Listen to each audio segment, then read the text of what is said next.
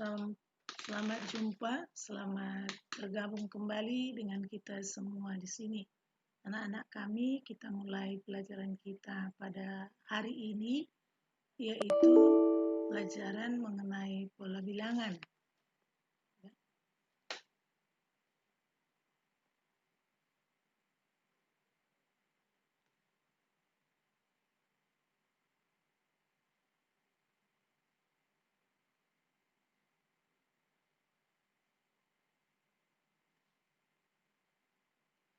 Kompetensi dasar yang diperlukan yaitu yang pertama nanti membuat generalisasi dari pola barisan bilangan dan barisan konfigurasi objek.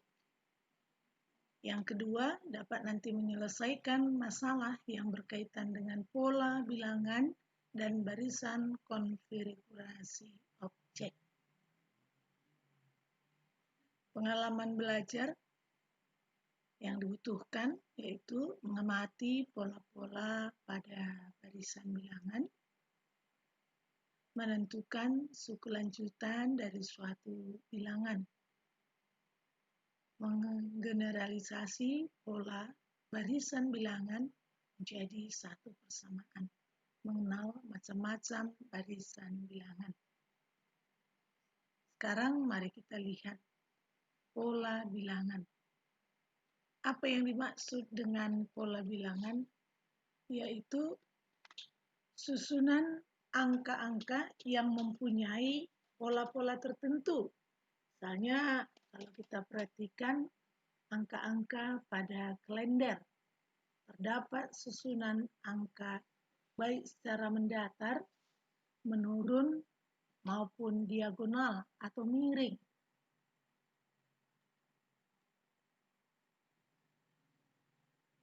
Kita perhatikan banyak macam-macam pola bilangan.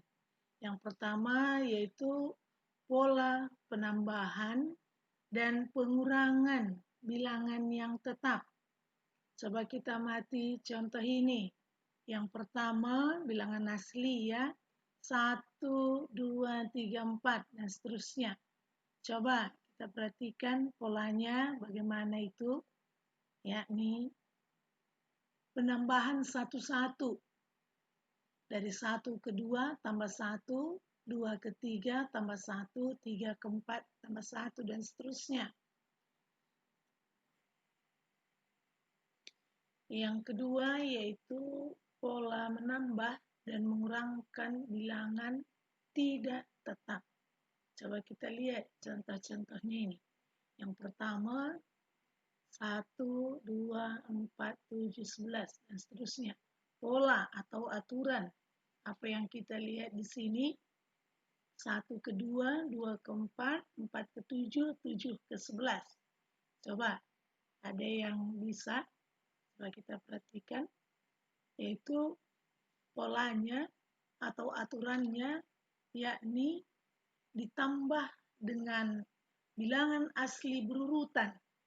Mulai dari 1, artinya 1 ke 2, 1 tambah 1, 2 ke 4, 2 tambah 2, dari 4 ke 7, 4 tambah 3, 7 ke 11, 7 tambah 4, dan seterusnya. Itu artinya penjumlahan atau penambahan dan pengurangan dengan bilangan tidak tetap. Amati juga contoh yang kedua, 2, 5, 10, 17. Coba perhatikannya. 1, 2, 5, 10, 17. Kita perhatikan aturan atau polanya, yakni ditambah dengan bilangan ganjil berurutan. Mulai dari 1. Bilangan ganjil berurutan mulai dari 1. Berarti tambah 1. Setelah tambah 1, tambah 3. Kemudian tambah 5. Tentu selanjutnya tambah 7 dan seterusnya. Oke. Pola yang ketiga yakni pola perkalian atau aturan perkalian, yakni barisan bilangan itu diperoleh dari perkalian bilangan tetap terhadap bilangan sebelumnya, ya, perkalian bilangan tetap terhadap bilangan sebelumnya, ya. Contohnya coba perhatikan, 2 kali 1, 2 kali 2, 2 kali 3, 2 kali 4. Aturannya 2N, artinya perkalian 2 terhadap bilangan asli. 2 kali 1 dan seterusnya. Itu pola perkalian. Ada lagi pola yang lain, pola perpangkatan. Maksudnya itu barisan bilangan diperoleh dari perpangkatan bilangan asli. Artinya 1 pangkat 2, 2 pangkat 2, 3 pangkat 2, 4 pangkat 2, dan seterusnya. Berarti kita peroleh bilangan itu dengan perpangkatan 2 terhadap bilangan asli.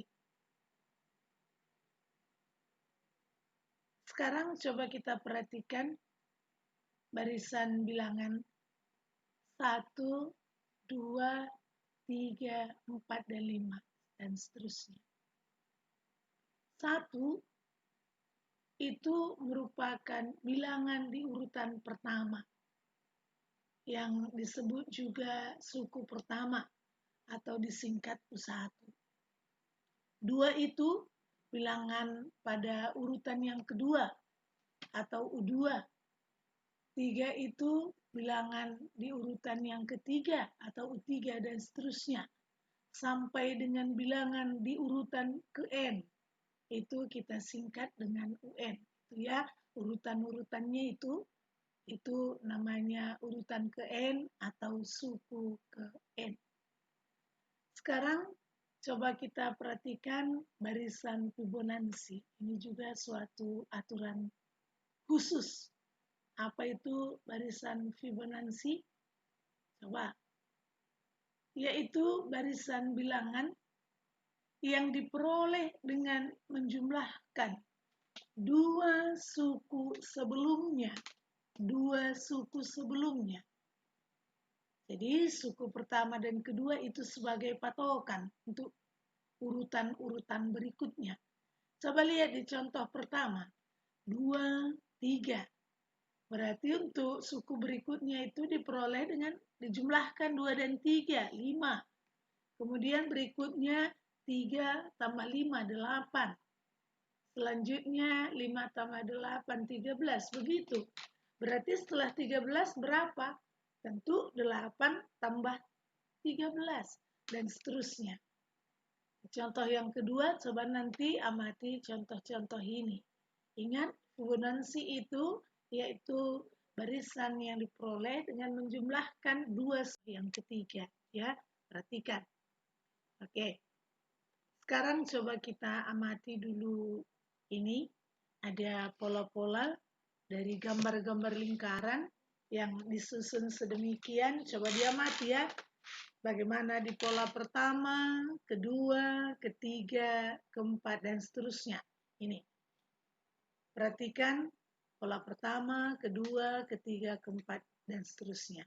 Tugas kita sekarang menentukan berapa banyak lingkaran yang harus dibutuhkan pada pola ke-20. Pada urutan yang ke-20. Ini, lihat. Acuan kita keempat pola ini. Ya, maka pada pola yang ke-20 itu, bagaimana cara kita menentukan banyak bilangan di pola yang ke-20, kita lihat. Pola pertama tadi, 1, lingkaran. Oke. Di urutan yang kedua, 2 tambah 1. Berarti urutan tambah kurang 1 dari urutan. 2 tambah 1. Urutan ketiga, 3 tambah 2. Artinya urutan tambah kurang 1 dari urutan. 3 tambah 2 dan seterusnya. Maka untuk banyak lingkaran di pola ke-20 tentu urutan ke-20. 20 tambah kurang 1 dari 20 berarti 19. Maka banyak lingkaran di pola ke-20 adalah 39 lingkaran. Gitu caranya anak-anak kami ya. Jangan salah lihat polanya. Jadi coba berlatih dan tetap jaga kesehatan. Terima kasih.